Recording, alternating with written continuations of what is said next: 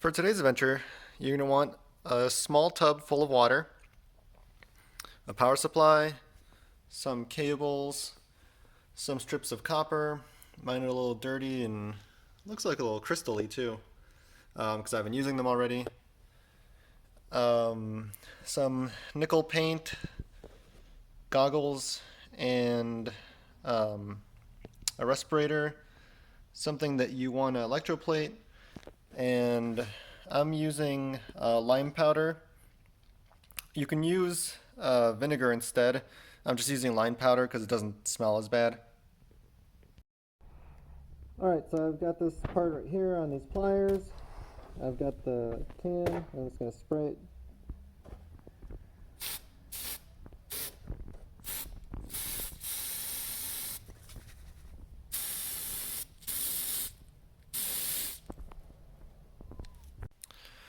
All right, well, the first thing that happened was that the cap, or something about this, got clogged.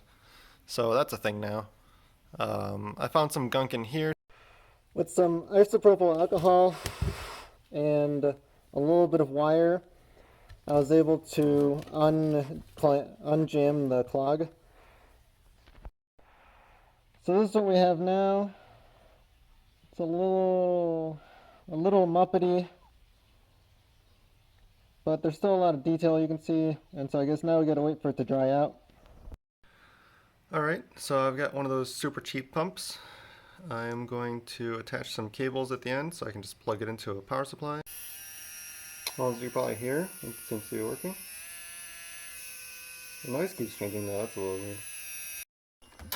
Alright, maybe this is a little too strong. I might have to tape it to the side or something. It's going nuts. The lime powder.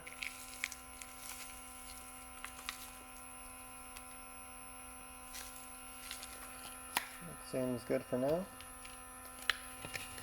And then we add a bunch of copper sulfate.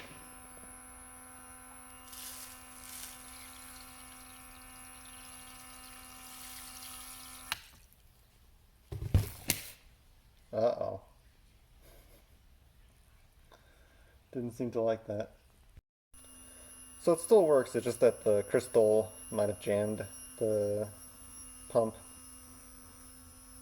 We might have to just put it a little bit higher. Okay, everything seems to be running alright. Let's turn on the power. Don't explode. Alright, nothing bad happened. So now I guess we wait. Again, we have some amperage. Actually, it's a fair amount of amps coming through at such a low voltage, so that's good news. So yeah, I guess now we wait. After about an hour, it's not looking bad. Okay, this side's looking kind of bad. I wonder if it depends on which side gets hit by the stream. I'll just make sure to flip it over. Alright, it's been another couple hours. The amperage is still looking pretty healthy. Let's pull it out. Oh, look at that. So if you look closely, the insides don't seem to be getting much copper. The cracks and stuff. But other than that, it seems to be pretty well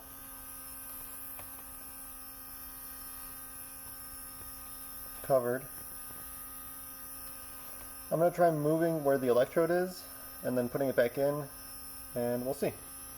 Another thing is I keep adding copper sulfate crystals, and they just keep dissolving, so I guess I'll keep adding small amounts until it stops dissolving. Probably a good sign.